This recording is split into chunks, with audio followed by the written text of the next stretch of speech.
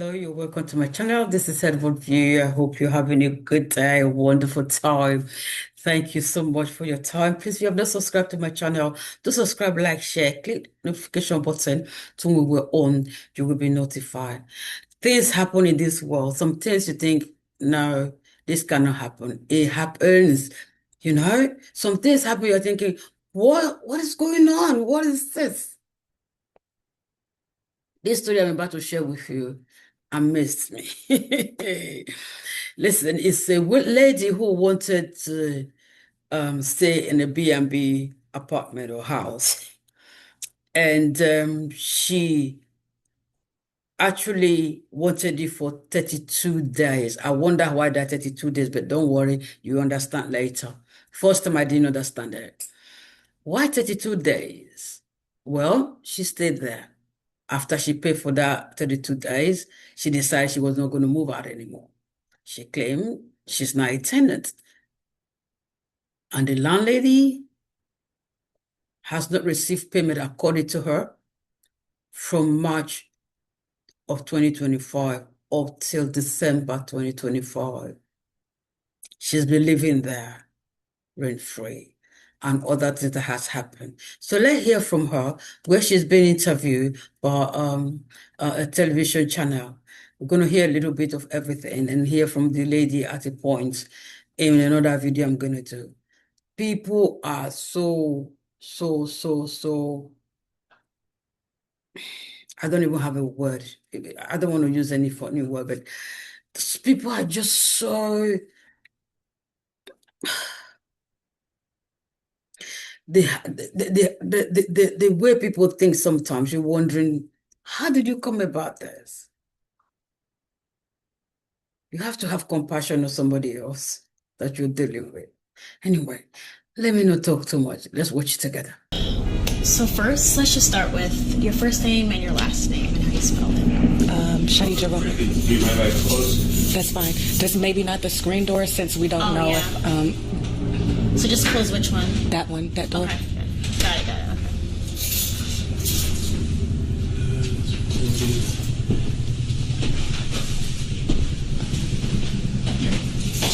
Okay. First name and last name and spell it for me, love. Shadija Romero, Shadija, last name Romero. Okay, so we know why we are here. Tell me how it got to this point. In February of this year, I moved into the unit initially through an Airbnb. There was a month agreement which I paid for on the Airbnb platform due to a fire, which I then asked the owner if we could extend the time frame in the home. We came to an agreement that I could do that. She sent me monthly invoices, which I paid those monthly invoices in order to stay in the unit. I had a month where I had a financial loss of over like $17,000. Was that due to work or personal? It was a personal issue. I helped someone in the past and it came back to bite me because everyone can see, you can search me because I'm not hiding from anyone. So they were able to find me and then I was held liable for something I helped someone do. So that put me in a financial strain, but either way, I paid. I still made the payment. I made the payment late because I had the issue. I'm sorry, I'm emotional. I didn't mean to get emotional. I'm trying to speak clearly.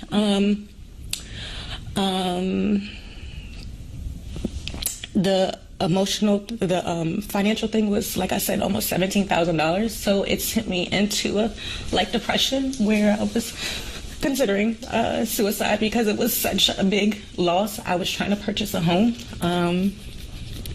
That's why I had so much money. But anyway, I paid the rent. I paid it late. In October, there was the same thing. With the invoice being sent, the invoices being sent every month. Prior to me going out of the country, well, actually, I was going to make a payment on the 15th of October. On the 15th of October, my daughter's car, her steering wheel locked while she was driving, and I had to get to her because she was on the roadway, and the issue I needed to make sure that she was safe and get her resolved. That took me past the hours of like bank hours, so I didn't make my payment on that day because the bank had closed. I had the emergency situation with my daughter. The next day, I went to retrieve the funds for the payment because I was going out of the country and I wanted it, taken care of while I was gone. But it wasn't. The money was lost. I wasn't aware of that while I was gone. I came back. And so the 15th was the day the payment was due. 16th, I went out of the country. When I went out of the country, because I had just had that big financial loss, I turned all of my phones off because I was trying to decompress from, what I had been experiencing. And I didn't turn my phones back on until later that Monday. When I came into the property on that Monday, so that's like maybe 6 days after the rent was due, the electricity to the home had been cut off. And at that point, that's when I was made aware that the payment had not been made. I then called Pepco to figure out, at first I thought maybe it was a power outage. So first I called Pepco, found out it wasn't a power outage and that the owners had turned off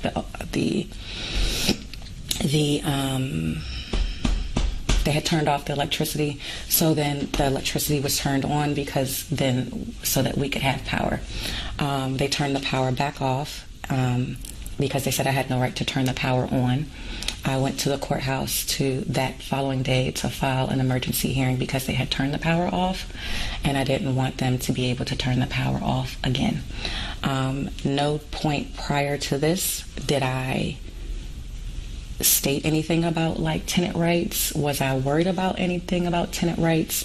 Because up until that point, everything was being paid every month. Even if it was paid 2 days late, it was paid. After that, we've now progressed to the point where they come to the home almost every other day. I called the police. The police informed them that I was a resident or a tenant here. She said that we didn't have a lease, which we do not have a lease in place, but we did have an agreement for me to stay at the property beyond the initial Airbnb time frame. So she's been back to the property almost every day. They installed signs. The police told me that I could take down the signs because they were not legal signs issued by the court. They were signs that she had just had made in an attempt to try to harass me more and force me out of the property sooner. I told them that I could not be out of the property within a short period of time because I had just had that financial issue, but that I would go through this process that DC has to assist people who have had financial issue in order to pay the rent. Informed that I would go through that, and that while they were going through the legal process while they initiated the legal process, because they had never initiated the legal process before to have me moved from the property, that I would ensure that everything was paid. And then it's just been a continuance of them, the police, and you coming to the home, and the power is currently off. So, yes. Well, thank you for sharing your side. I heard you mention the tragedies of financial loss. I do know also when I went through the court records, the messages between you two, the Airbnb reservation, things like that. I heard you say there were payments, but transaction-wise, there was nothing for nearly 9-10 months, July. No, that's incorrect, and I can prove to you, I can show you the receipts that she sent me. So let's go ahead and watch it. I had not been here for 9-10 months and not been paying. That is inaccurate. Okay. I'll let you get after we, just so we can run through all the, in case you think of anything else. Let's start from the beginning. When you made the Airbnb reservation, because I saw the reservation, you mentioned it was for a fire. Around that same time, court records show at your previous apartment, you were also getting evicted for not paying rent. And So that wasn't for that place. It was for a previous place where something happened during COVID when everyone was not receiving payment. I'm an entrepreneur and I also have a nonprofit. So that's what that was for. The fire that I actually had a fire. There's a police report, a fire report for it.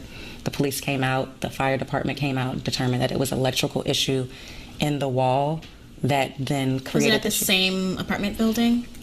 For Ava Noma, that apartment, because that says 2023. It was you were there 2023, 2024. So Ava Noma is where I had the fire. Yes. Ava Noma is the one showing that you were in the process of being evicted for paying 1 month's rent when you were there for 13. So no, that would not be accurate. So the court records are not accurate? I did not go to court for eviction for Ava Noma. I did have a fire at that unit, yes. Okay. Just so you know, court records do show that they were evicting you. It has documents you also filed in that process. It also shows you trying to apply for EREP to stay there. And I applied for it now through here, not for Ava Noma, because my payments were made for Ava Noma. Okay. Just so you know, the court records do show something different. I hear you on that. You mentioned that you're saying from the start of your Airbnb reservation to now, you've made every single payment. Correct. And I can. Okay, so let's jump. She seems to be a little bit.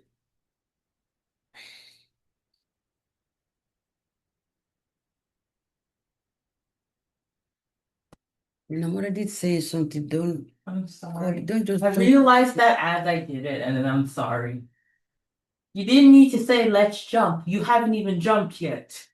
All you did was pause, talk, and then say, I'm gonna jump to the next bit. Like, there's no reason to say, let's jump. cut that off. Okay, I'm sorry. Yeah.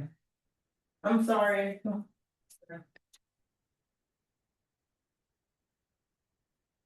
Show you the receipts for those. You did acknowledge that you hadn't paid. Which month? What was it? I made Both months starting around August. and once they started doing the repair, and so then the process at I'm not sure, but it was for an extended period, so it was more than a year. Okay. And so the lease was officially up in April. The lease was up in April. And so then the process, I had started a process with LEDC to purchase a home. To purchase a home. Okay. And you're saying you're still here because the home In April. the lease was up in April. I'm not sure, but it was for an extended period, so it was more than a year. Okay. And so the lease was officially up in April. The lease was up in April. Here, what's making you choose to stay? So no, No utilities on.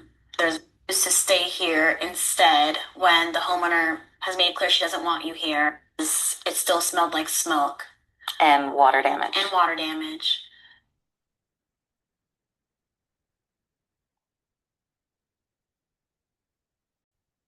So we're going to go to the next section. Please pay attention to all the questions and how she's answering the question. That will give you some understanding of her mindset or what is going on between her and the landlord. What makes you choose to stay here instead when the homeowner has made it clear she doesn't want you here, doesn't want to be a landlord? There's now no utilities on. There's wood boarded up. There's a sign outside saying she doesn't want you here. What's making you choose to stay? So no, that didn't start until literally this month. What didn't start? The sign on the building or the utility, that wasn't something that happened prior to this point, prior to this month. So if that had happened months ago and that was something that I've been dealing with for months, I would leave. So now, with all of this going on, I am going to leave. The process was never to stay here for forever. the plan was to go back, and then if not, then purchase a home, which is why I started the home buying process. Now that we are going through this here, I am going, even though we're going to still go through the court process, which I filed documents. No one filed documents initially. So if anyone was trying to get me out of the home, they would have filed paperwork to get me out of the home and any of the months that they said that I did not make payments. That didn't happen. No one filed paperwork. The Douglases didn't file paperwork until I filed paperwork. They did give you a 30-day notice. Which for 1 month that they did not receive a payment, and then they received the payment later. So let's say you're in an apartment or your home. Do you rent or do you own? Own, but I also have a signed contract saying that I own, and or when I rented, I have a signed lease saying that I own. So have you ever rented before? Yes. Okay. So when you pay your rent, if you don't pay your rent after, let's say, the 5th, then you get a notice that you didn't pay your rent, correct? Right. And then that notice might say, you haven't paid your rent. You need to pay the rent. We're filing this paperwork in the courthouse because you have not filed this paperwork. If you don't pay, then you need to vacate the unit. Right. Okay. So whenever she's provided a vacate notice, it might have been because the payment had not been received yet. Once the payment was received, she would send another invoice, and now we're in another month because that month that she did the vacate notice for was because the payment was late. If the payment was made, then there were no other issues. She then sent another invoice for the next month, and there was no longer an issue. The vacate notice would be if there wasn't payment made. So just like your apartment, like I said, if you rent an apartment, you pay the rent late, they give you a notice that you haven't made the payment. You make the payment, and then everything is fine. And that is what has happened. So it has not been since I've been here in February that I have not been making payments. That is incorrect. Did Douglases ever, or did you and the Douglases ever sign a document or agree to you renting this property outside of that Airbnb reservation? We have text messages, yes, where they agreed to me staying in the property after the initial Airbnb rental period. So even as I was listening to the court hearing, it was stated that after the Airbnb 32 days was up, you mentioned you wanted to extend your stay at the Airbnb. Mm-hmm. And that's what that extension was, an extension of being an Airbnb guest. Are you saying you took that as an extension of I'm now renting? No. So we did not rent. We no longer did any rentals through Airbnb. The Airbnb rental was only 1 month through Airbnb. After that time frame, I went through paying the owners directly. So we extended the time frame. They agreed to allow me to stay in the space till whenever, I guess until I don't make a payment. And then they go through a process. So we're going to move now. The story is amazing. Is when they didn't turn the power off through Pepco. They did something to here because the temperature was cold. I couldn't leave the property because they had taken the batteries out of the door, and the doors could not be locked, and my property was still in there. So although we're going to go through the court process, because now you have said that I'm a squatter is a temperature was cold. I couldn't leave the property because the leaving. Yes, if you had agreement with them. It's also not just it's vacant and you don't know the property without your knowing, and you're not leaving this and you never had an agreement with them. It's also not just if the home's vacant, it's if you're there without the owner's permission. Legally entered the property without your notice and you never had an agreement with them. It's also not just if the home's vacant, it's if you're entered the property without your notice and you never had an agreement with them. So we're going to move as well and hear some other part of it. Like I said, I'm going to leave the link so you can listen to all the story. It's also not just if the home's vacant, it's if you're there without the owner's permission, and you're not leaving. Yes, if you had maybe that other part is there, but we had an agreement. So I'm not here because I had an Airbnb rental in February to March. And I said, you know what? I had an Airbnb rental for a month. I'm never leaving here and I'm never going to pay you anything. And you need to get me out through the courts. That was never the case. We had an agreement through text, though. Oh, I said that through text about afterwards when you decided to then start harassing me. I said, you're going to have to go through the court process. Yes. in order to legally get me out of the property. That didn't mean that I'm staying in the property indefinitely. I'm literally going to be leaving the property as soon as possible. Like, start packing up because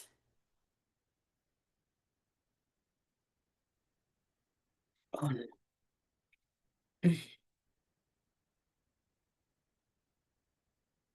Let's leave the rest. Are you going to go next? I'm moving out of the property. I don't need to tell them where I'm moving. I asked that in the sense of if you did have somewhere to go with all this on. You mentioned she was harassing you. And this what? just started. So it's not like the harassment has not been for months. So when you're saying harassment and you're saying, why haven't I left prior?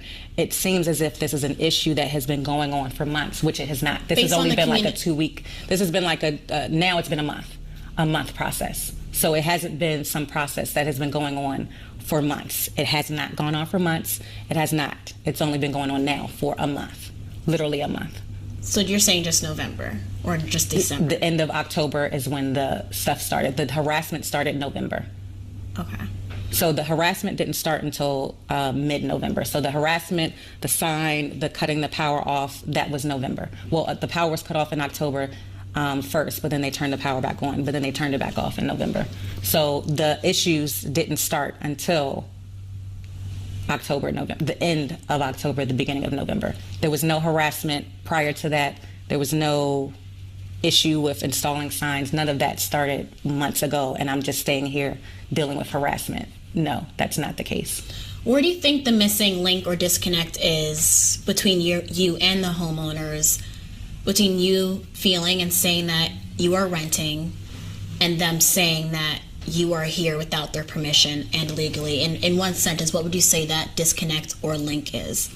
I think the disconnect is simply you not wanting to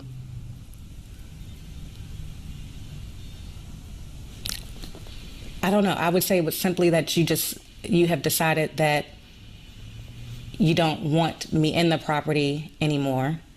And instead of trying to do that the legal way, let's say, even if you go the legal way, I'm planning to leave before. Let's say she decides to go to landlord and tenant court tomorrow, and that process takes 6 months. I'm not going to be here for 6 months while we go through that process. Now, while we go through the civil process, I will be still going through that, but I'm not even going to stay here for that time frame. But I would say the disconnect is understanding that regardless of whether you want to see me as a tenant or not, once you allowed me, do I need to, is that disconnect? Yes, if you don't mind.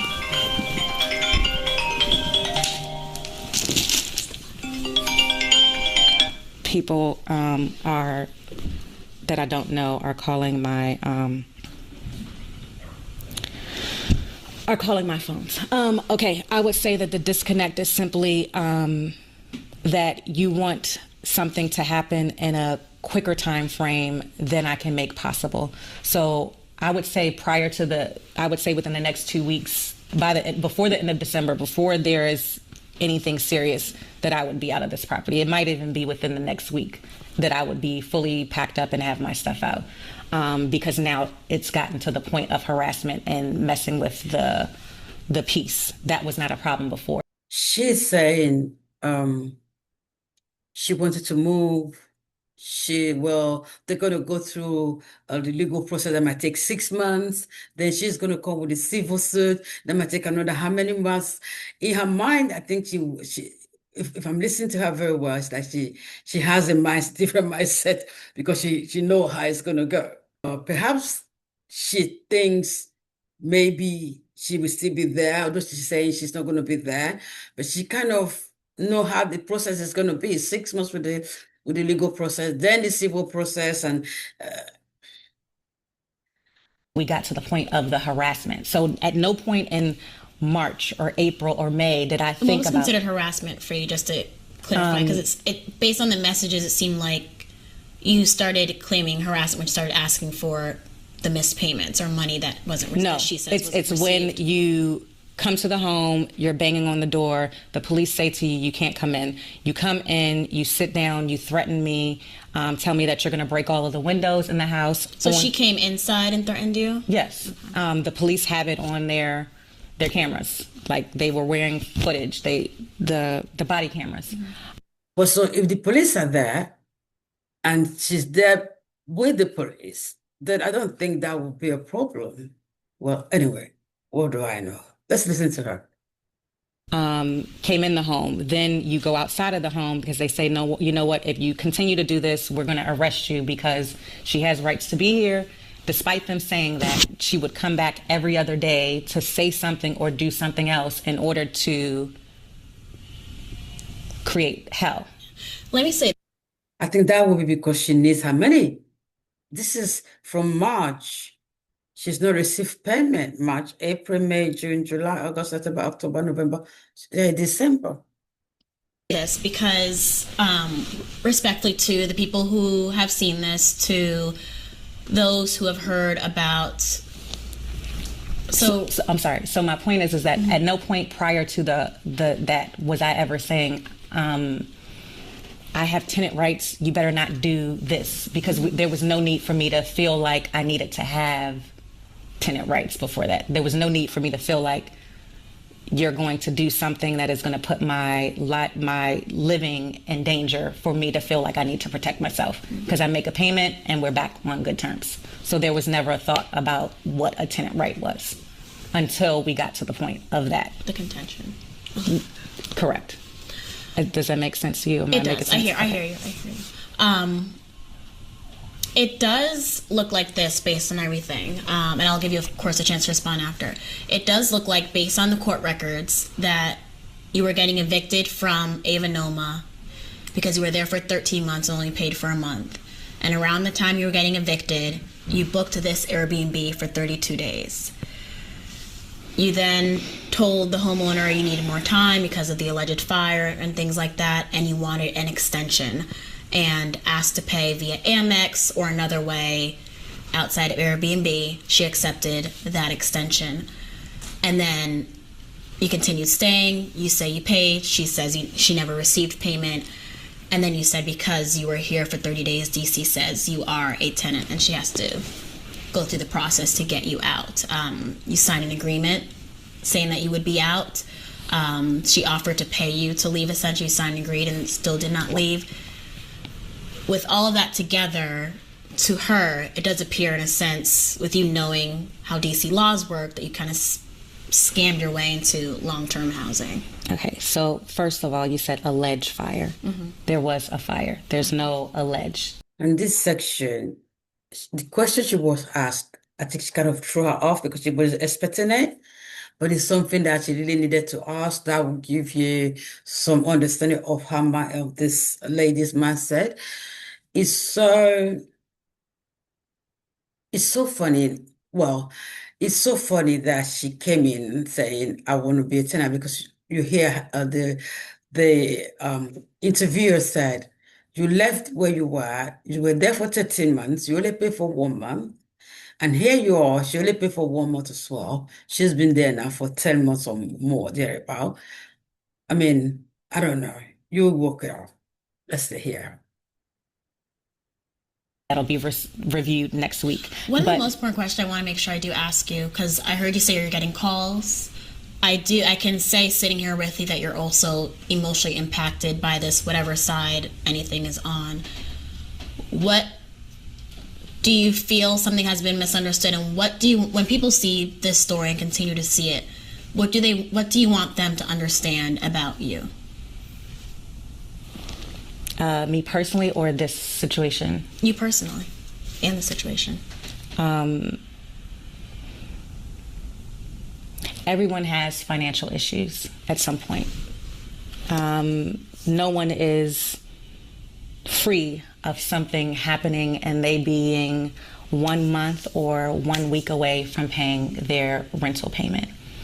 If you make your rental payment late, that does not mean that your landlord should be able to cut your power off to your home, that they should be able to come to the home to harass you to get into the unit, or have your vehicle towed, or put signs on the thing in order to try to publicly humiliate you while you're going through a financial thing, because everyone has paid a bill late. Everyone has. And when you pay that bill late, it doesn't mean that you're a bad person. It doesn't mean that you should be under public scrutiny because you paid a bill late. We all have paid a bill late.